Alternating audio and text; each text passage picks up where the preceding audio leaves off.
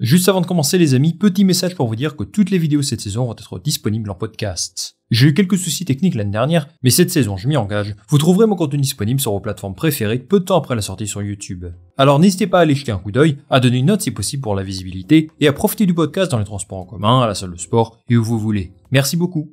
Ce 7 février 2024 restera dans l'histoire de l'usine d'Enstone. C'est dans ses propres quartiers qu'Alpine a choisi de dévoiler non pas une, ni deux, mais bien 3 voitures. Les pilotes d'endurance ont d'abord pu découvrir leur magnifique hypercar qui arbore les couleurs traditionnelles de la marque. Mais c'est la Formule 1 qui a fermé le rideau, baptisée A524. Comme à son habitude depuis 2 ans, Alpine nous a présenté 2 monoplaces. Celle-ci d'abord, qui arbore beaucoup de fibres de carbone, accompagnée de bleu et de rose. À côté de ça, on trouve une édition spéciale où le rose est cette fois-ci la couleur majeure, en hommage bien sûr à son partenariat avec BWT, et qui sera utilisé à 8 reprises, soit un tiers du championnat.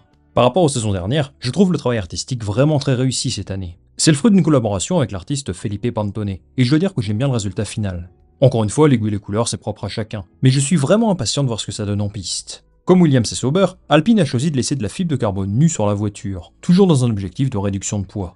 D'un point de vue esthétique, on peut regretter la fuite des couleurs si je puis dire, mais bon, on ne peut pas leur reprocher d'essayer de gagner de la performance partout. Ce sont les règlements qui sont plus à blâmer dans ce cas-là. Alpine n'a pas seulement présenté sa livrée. Il s'agit en fait de la monoplace qui va rouler en piste cette année, à commencer par les essais d'avant-saison dans 2 semaines. Si je ne me trompe pas, c'est la 2e écurie à faire ça après Sauber, et contrairement à l'an dernier, il y a eu des changements assez visibles dans la philosophie de développement. Je vous propose de lire ensemble ce qu'a déclaré à ce sujet Matt Harman, le directeur technique de l'écurie. Il nous révèle que la monoplace est totalement nouvelle de l'avant à l'arrière. Regardez. Nous avons analysé rigoureusement les concepts aérodynamiques clés vers lesquels nous voulions nous diriger sur cette voiture, dans le but d'atteindre une plus grande liberté de développement et de mieux exploiter le plein potentiel de ces concepts. L'A523 avait une fenêtre de développement très restreinte. Nous étions limités dans ce que nous pouvions faire avec la voiture, et il y avait des caractéristiques très spécifiques dans lesquelles elle brillait et d'autres dans lesquelles elle ne brillait pas. L'A524 est dotée d'un nouveau châssis, de nouveaux réglages sur la suspension arrière, un système de freinage modifié pour améliorer le refroidissement, un nouveau nez, un nouvel aileron avant et un plancher plus agressif. En appliquant ces changements, nous nous donnons une plus grande marge de manœuvre pour améliorer les performances au cours des 2 prochaines saisons, même si nous avons dû faire des compromis pour atteindre certains objectifs. Alors il y a plusieurs choses à retenir ici. De toute évidence, la monoplace de l'an dernier n'a pas donné satisfaction, puisqu'ils ont décidé de tout changer. C'est logique. Ils sont passés de la 4e à la 6e place au constructeur, et c'est l'une des équipes qui a le plus régressé par rapport à la saison précédente. Il y a pas mal d'évolutions techniques qui vont dans la direction de la Red Bull, par exemple le plancher, et encore une fois c'est logique. Ils s'inspirent de ce qui se fait de mieux sur la grille, c'est également ce qu'on a pu voir chez Sauber. Mais pour savoir si ces évolutions fonctionneront ou non, il faut attendre les premiers tours en piste. Globalement, je trouve qu'ils ont évolué positivement dans leur communication. Ils sont ambitieux, mais plutôt réalistes sur leur niveau.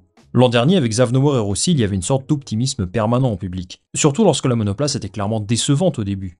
Eux affirmaient qu'ils allaient pouvoir revenir dans le jeu assez rapidement. On a vu ce que ça a donné, mais cette année, ils me semblent plus mesurés dans leur communication. Quoi qu'il en soit, ils pourront compter sur une fin de saison un peu plus réussie, et on leur souhaite d'avoir trouvé un concept qui fonctionne cette fois-ci. Matt Harman souligne également quelque chose de très important, et qu'il faudra garder à l'esprit tout au long de la saison. Leurs yeux sont rivés sur 2026, sous-entendant qu'ils visent le haut de tableau cette saison-là. Peut-être qu'ils vont nous faire une McLaren ou une Aston Martin cette saison dans le meilleur des cas, ou alors stagner ou régresser. Ça on ne le saura pas tant qu'on ne les verra pas en piste. Mais ce que je lis dans le discours de Matt Harman, c'est qu'ils ont 2026 en ligne de mire avant tout. Et je pense que ça s'explique en partie par la performance de leur groupe moteur. En 2023, ils avaient un déficit par rapport aux autres à ce niveau-là. Harman lui-même l'expliquait dans une interview en décembre dernier. Vous savez qu'il y a eu un gel des moteurs en 2022, ce qui signifie qu'en théorie, aucun gain de puissance n'est possible jusqu'en 2026. Alpine a raté ce développement, il le reconnaît, et ils accuseront toujours un retard par rapport à leurs concurrents. Du coup, beaucoup de ressources à Viry, qui s'occupent de la partie moteur, sont utilisées pour préparer quelque chose de sensiblement plus performant en 2026. Ça les amis, c'est un pari, et on ne saura que dans 2 ans si ça va payer. Mais en attendant, Alpine fait du mieux qu'elle peut avec le matériel qu'elle a. Ils ont donc poussé pas mal de concepts aérodynamiques qui devraient avoir des répercussions positives en 2026. Je pense que c'est ce qu'il veut dire quand il évoque des compromis pour atteindre leurs objectifs. Pour Alpine, les regards sont donc déjà tournés vers 2026. Mais pour atteindre leurs objectifs établis pour cette saison-là, c'est évident qu'ils devront passer un palier cette année. Ça veut dire avoir un concept aérodynamique qui fonctionne, capable de ramener des points beaucoup plus régulièrement, parce que ce sera évidemment une base essentielle pour remporter des titres à l'avenir, ce qui est leur but. Pour ce faire, ils pourront compter sur une structure renforcée. Bruno Famin a été confirmé comme team principal titulaire, et c'est une bonne chose. Il ne s'occupera que de la partie sportive, pas comme Laurent Rossi à l'époque qui évoluait sur tous les fronts. Là, l'ancien rôle de Rossi a été divisé en 2, avec Famin sur le sportif donc, et Philippe Krief comme patron de la marque. Ce qu'il s'est passé avec Zavnauer et Rossi l'an dernier a eu des effets négatifs sur toute l'équipe, parce que quand tes patrons sautent en plein milieu de la saison, eh bien ce n'est jamais très rassurant. Alpine a défini une structure managériale plus claire cette saison, qui m'a l'air plus sereine, et on espère que ça permettra un développement plus cohérent que la saison dernière. On note également l'arrivée de 2 directeurs des opérations, ou COO en anglais, qui superviseront les activités quotidiennes à Virey et Enstone et qui permettront à Farman de se consacrer pleinement à son activité de directeur d'équipe. Dernière chose dont il faut qu'on parle, les pilotes. Esteban Ocon et Pierre Gasly sont toujours là bien sûr, et Jack Doohan a lui aussi rempilé pour une 2e saison comme pilote de réserve de l'équipe. Doohan a terminé 3e de F2 l'an dernier, et c'est assez logique de le voir là.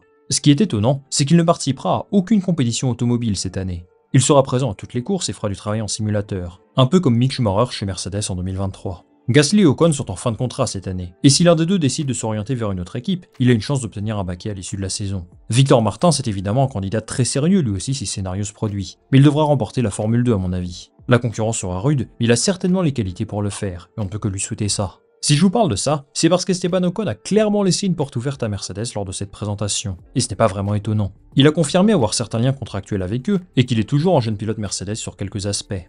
Alors évidemment, lorsqu'un siège dans l'écurie se libère, Ocon est un candidat naturel. Il a raison d'afficher ses ambitions, parce que Red Bull mis à part, il n'y a pas grand chose de mieux en Formule 1 aujourd'hui. Pour lui, un siège chez Mercedes passera par de très grosses performances en piste, et un jeu politique de son management qui doit convaincre Toto Wolff de le signer. Il a ses chances, mais il a des candidats très solides à côté de lui. En attendant, il est concentré à 100% sur Alpine bien entendu. Il est dans l'écurie depuis 5 saisons, il a toujours été très pro, et il fait une bonne saison l'an dernier, malheureusement plombé par beaucoup trop de problèmes mécaniques, et je n'ai aucun doute sur sa capacité à performer à un très bon niveau cette année à nouveau.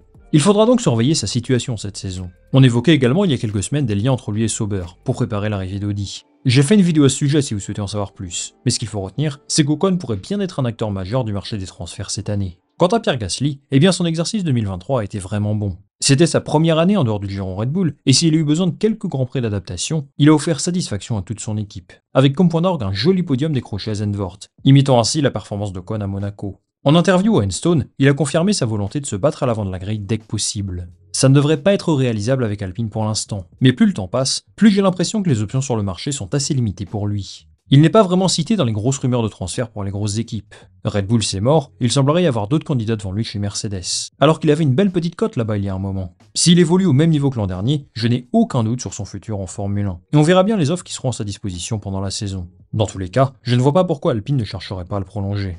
Beaucoup d'attentes et de curiosité autour d'Alpine donc, qui va chercher à rebondir après un exercice 2023 décevant. On aimerait bien les voir se battre un petit peu plus haut sur la grille. Et même s'ils ont un déficit de performance moteur, ils ont été capables de ça à quelques reprises l'an dernier. Alors pourquoi pas y croire? On souhaite à Ocon et Gasly la meilleure saison possible, en espérant pour eux qu'ils conduisent une voiture à la hauteur de leur talent. Merci les amis d'être restés jusqu'au bout de cette vidéo. Je vous attends en commentaire pour me donner votre avis sur la nouvelle monoplace d'Alpine, et également vos attentes pour eux cette saison. Moi je dirai tout ça avec attention.